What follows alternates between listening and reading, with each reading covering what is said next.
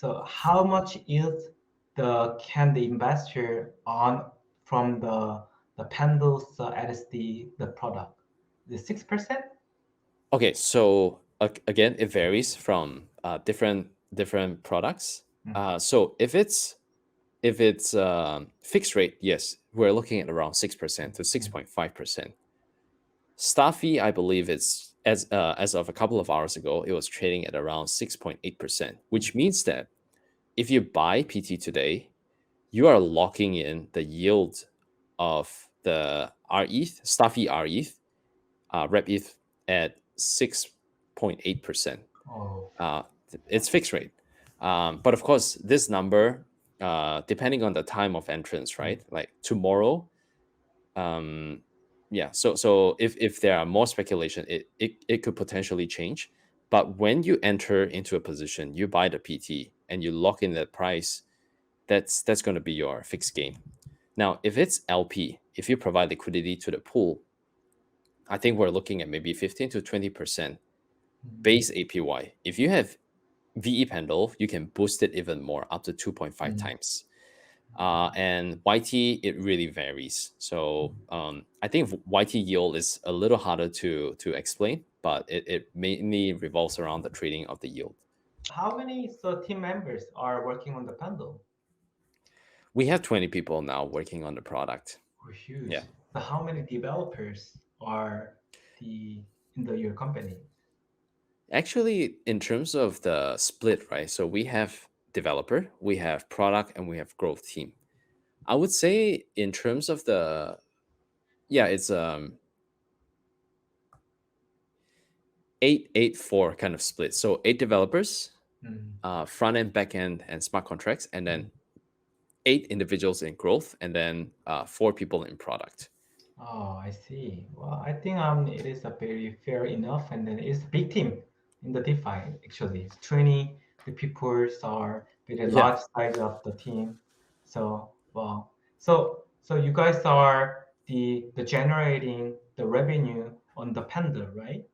So how much profit are you guys are generating from the Pendle Yeah. the per month? So we actually, Or yeah, yeah. So or we the year? actually have, yeah. So we have 2 sources of revenue. Mm. One source is swap fee. So whenever there's a trade, Pendle protocol collects some fees. And then the second one is actually the yield token. So a percentage of the yield tokens that's minted goes to the Pendle protocol. So on average, I'd say we at this point in time we are making about 5-7K per day, just from trading volume and the YT. And I believe right now, if we annualize it, we're looking at maybe $500,000-600,000 in protocol revenue. So which means that this year we are going to push more aggressively in the TVL growth and trading volume. So this is going to be our primary objectives. Okay, I see. Because it is because the some of the DeFi protocol is not profitable, so that they just abandon the protocol, so that the value of the token of the protocol is decrease. So that Mm. I just want to know so how it works actually. I think the 500, 600, so around the 1 million is the fair enough to running the protocol, with the people of the team, right? Yeah. Uh, as of now, it's okay, but we definitely need to bulk up more, because when we look at the other protocols, for example, GMX, per week they're making their fees 1.5 million dollars per week, right? That's like the blue chip standard. We need to work harder to try to get to that stage. Yeah, so Yeah. yeah, so well, I think the GMX is one of the hottest topic in the Korean the blockchain the market. Yeah. I remember that they are rising in the last year, like the end of the last year actually. So Mm. um, so in very short time, they growing very fast, and then they are very successful. I heard that like the Block Tower, they bought the token on the secondary market, and then they just share the information to the public so that the degen investor jump into the GMX and then fortunately like the FTX is a scrub and then they take the benefits. Yeah. Nowhere else to go, so GMX is the default. Yes, it's right. So I think there are the people that the Pendle is very promising, so that they just want to buy the token, the Pendle's token. So how did you guys build that token mechanism to the captures the value of the protocol to the governance token? So this, we actually take quite a bit of inspiration from the models that worked. And by and large, VE curve serves as the standard for token, like the way token mechanics are designed. So, okay, so two parts to it, right? In terms of the tokenomics, we actually have inspirations from different sources, but largely from synthetics. Synthetics is one of the more interesting use cases that we learned from, because they have been very successful as a project and as a token, and they have started out with they at some point in time they pivoted to a perpetual emission schedule to incentivize liquidity providers, and they delegated the decision to the community. So I believe at some point in time, the community decided to make the token deflationary, and then that was what happened through the voting. Now, that aside, V curve is another of the source of inspiration for us, because V curve has proven to be quite resilient, and it has given rise to a secondary token activity, right? Not just at the exchange level, but also from the decentralized products like Convex and then Curve War as a result of that. So we thought it's important for us to bind the protocol utility with the token, and the best way for us to be able to bind them is to have the token to play a direct role in, say, user incentives. So at the moment, VE Pendle serves like different, like three purposes. One is it serves as a booster to liquidity provider. Secondly, it functions as a voting right for liquidity providers to vote. So maybe not liquidity provider, it functions as a voting right for users, holders, to vote the incentives to the different pools. And thirdly, and this is something that we've added on top of what VE Curve offers, that is to allow users to, like voters, to also claim some protocol revenue from the pools that they have voted. So this largely aligns the interests between the voters and the liquidity providers. Oh, I see. Oh, it, so the reason that I asked to this part is the protocol that created in the DeFi summer that have a no interest aligned between the governance token and the protocol's value.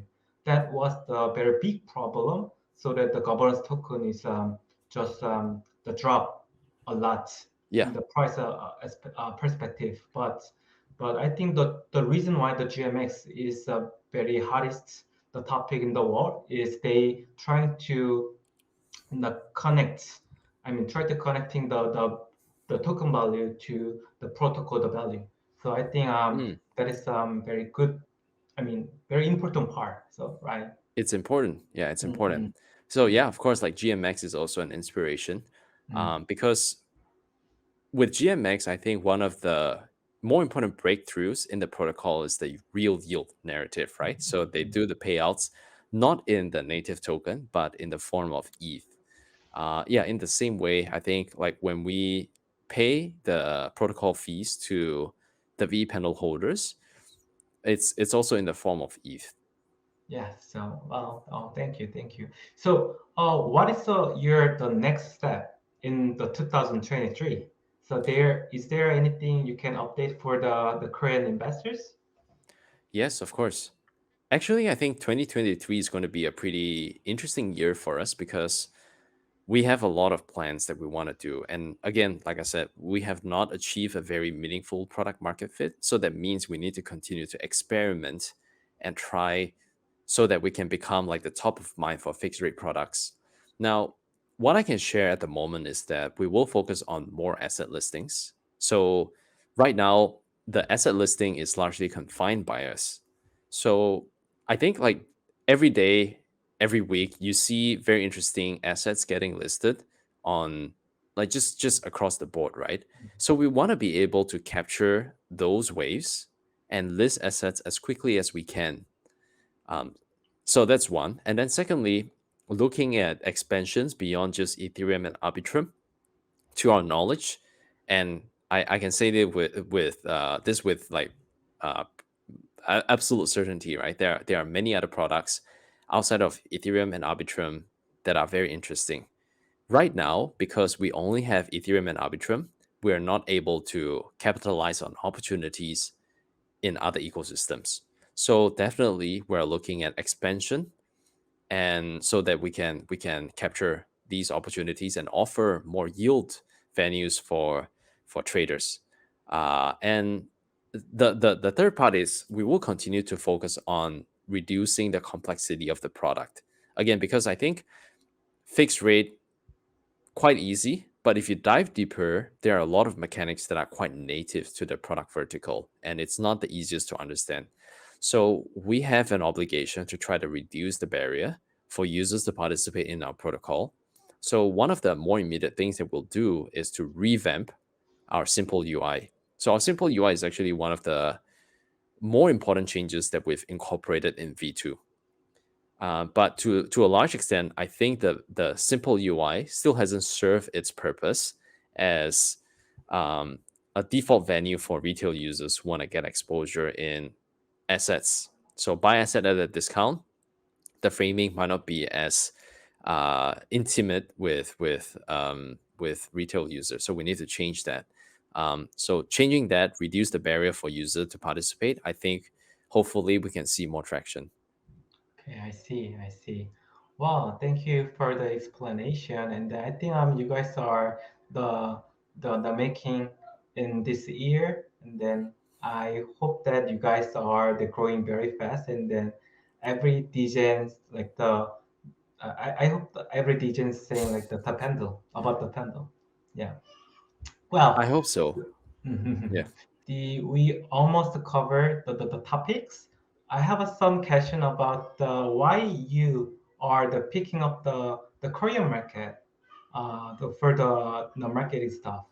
Because I heard that so when I talked with the Pau, Mm, then he said he read the articles from the CoinGecko.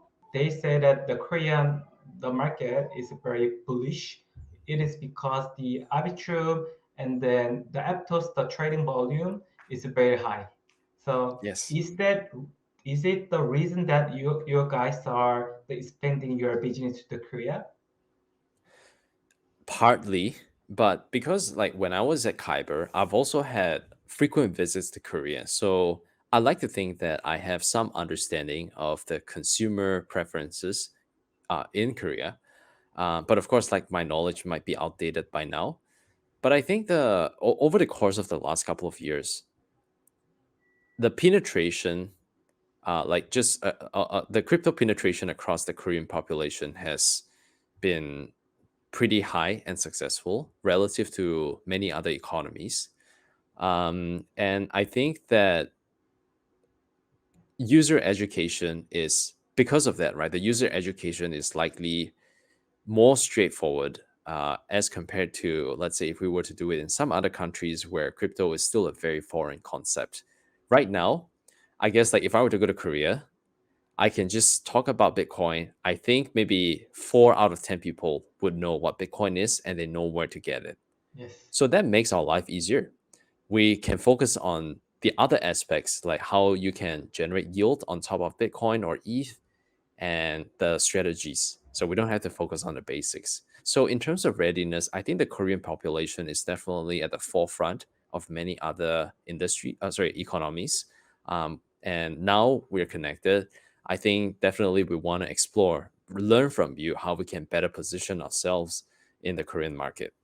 Okay, I see. Thank you, thank you. Well, for me, like the last year, I think, to be honest, I didn't see that the people are talking about the Pendle. But right now, the Pendle is the so one of the candidate for the like the blue chip. It is. Let me share the my screen. This one. Can you see that? Yes. Oh, wow. Yeah. Yeah, well, this guy, the mad scientist, the Shiba, it is the Korean guy. And then he wrote about the Pendle a few weeks ago. And then Right. I just read the article. The knowledge of the DeFi and the understanding of the Pendle is crazy.